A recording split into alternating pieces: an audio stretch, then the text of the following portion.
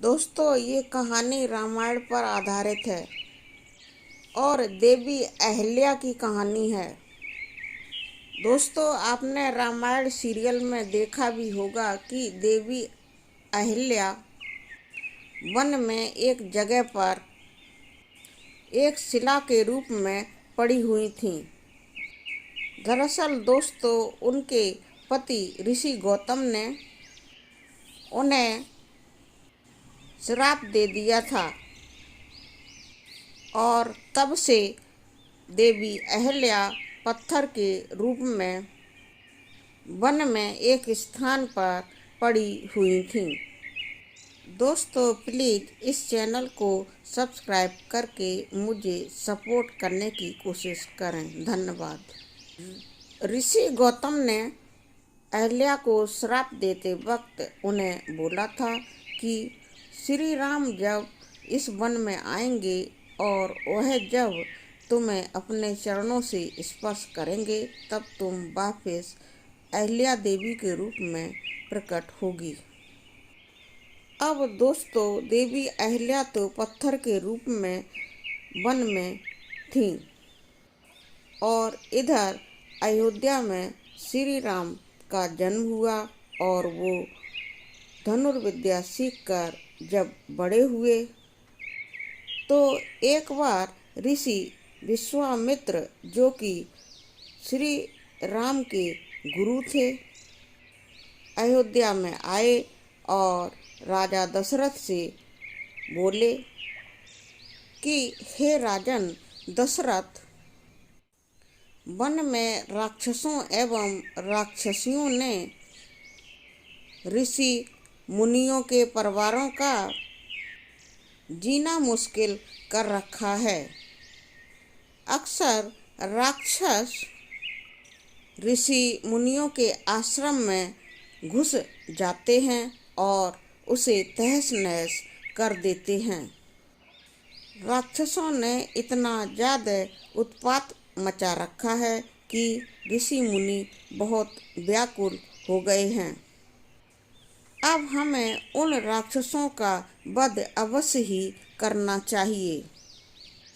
ऋषि विश्वामित्र राजा दशरथ के साथ राक्षसों के उत्पात के बारे में विचार विमर्श करते हैं और राम लक्ष्मण को अपने साथ भेज देने के लिए राजा दशरथ से कहते हैं। राजा दशरथ भला ऋषि मुनि विश्वामित्र को कैसे मना करते। वह उनके साथ राम और लक्ष्मण को वन में भेज देते हैं। राम लक्ष्मण भी सहर्ष ही अपने गुरु विश्वामित्र के साथ वन की ओर चल देते हैं।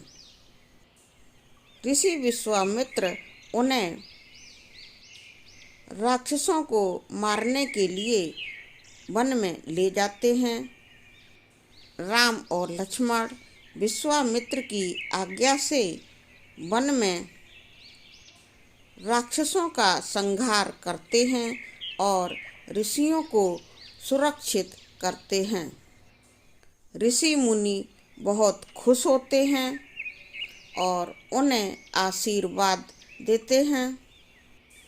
दोस्तों, रामायण के अनुसार आपकी जानकारी के लिए बता देती हूँ कि भगवान विष्णु ने अपने एक जन्म में तो भयंकर राक्षसी ताड़का का वध करके ऋषि और मुनियों का उद्धार किया था और एक बार फिर से दूसरा जन्म लेकर श्री कृष्ण के अवतार में उन्होंने राक्षसी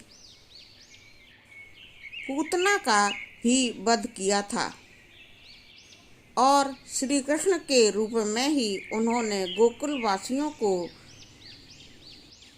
पूतना के कोहराम से मुक्ति दिलाई थी। दोस्तों, त्रेता युग में जब विश्वामित्र के साथ जाकर राम और लक्ष्मण ने ताड़का एवं उसके साथी राक्षसों का वध कर दिया उस समय ऋषि विश्वामित्र राम के साथ में ऋषि मुनियों के आश्रम में ठहरे हुए थे और वहाँ पर ही उन्हें आश्रम में ही राजा जनक की पुत्री सीता जी के स्वयंवर का निमंत्रण मिला था। राजा जनक ने सीता के स्वयंवर के लिए ऋषि विश्वामित्र को जनकपुरी बुलाया था। ऋषि विश्वामित्र सीता जी को अपना आशीर्वाद देने के लिए जनकपुरी जाना चाहते थे। तो ऋषि विश्वामित्र राम और लक्ष्मण को लेकर जनकपुरी के लिए निकलते हैं। मिथिला जाते समय ही उन्हें वन के रास्ते में एक ऋषि की कुटिया मिलती है। वह गौतम ऋषि की कुटिया थी। ऋषि विश्वामित्र कुटिया में जाकर रुकते हैं। सुबह जब ऋषि विश्वामित्र राम और लक्ष्मण के साथ कुटिया में विचरण कर रहे होते हैं तो राम वहाँ पर एक स्त्री रूप की शिला को देखते हैं और ऋषि विश्वामित्र से पूछते हैं कि यह शिला कैसी है, यह तो बिल्कुल स्त्री के समान लग रही है। तब ऋषि विश्वामित्र उन्हें बताते हैं कि यह तो महर्षि गौतम की पत्नी अहिल्या देवी की मूर्ति है। दरअसल अहिल्या देवी को उनके पति ऋषि गौतम ने श्राप दे दिया था और उन्हें हजारों वर्षों के लिए पत्थर के रूप में बदल दिया था। राम अहिल्या देवी के बारे में सुनकर बहुत अचंभित होते हैं। तभी ऋषि विश्वामित्र उन्हें आज्ञा देते हैं कि वह अहिल्या देवी का उद्धार करें। अब श्री राम सोचते हैं कि अहिल्या देवी का उद्धार वह किस तरह से करें। श्री राम अहिल्या देवी की शिला रूप प्रतिमा के पास जाते हैं। अचानक से उनके पैर अहिल्या देवी की शिला में लग जाते हैं। दोस्तों, यह क्या, प्रभु राम के चरण जैसे ही उस शिला से स्पर्श करते हैं, प्रभु राम के चरणों का स्पर्श पाकर वह शिला अहिल्या देवी के जीवित रूप में प्रकट हो जाती है और इस तरह प्रभु श्री राम अहिल्या देवी का उद्धार करते हैं। अहिल्या देवी प्राण रूप में आकर प्रभु राम के चरणों में अपना शीश झुका देती हैं। प्रभु राम अब उन्हें सुखी जीवन जीने का आशीर्वाद प्रदान करते हैं। तो दोस्तों, यह थी अहिल्या देवी की कहानी। कैसे ऋषि गौतम के श्राप के तहत वह शिला रूप में बदल गई थीं और श्री राम के चरणों का स्पर्श पाकर वह फिर से जीवित नारी के रूप में आ गईं। अब विश्वामित्र राम को लेकर जनकपुरी जाते हैं और सीता जी के स्वयंवर में राम को भाग लेने के लिए कहते हैं।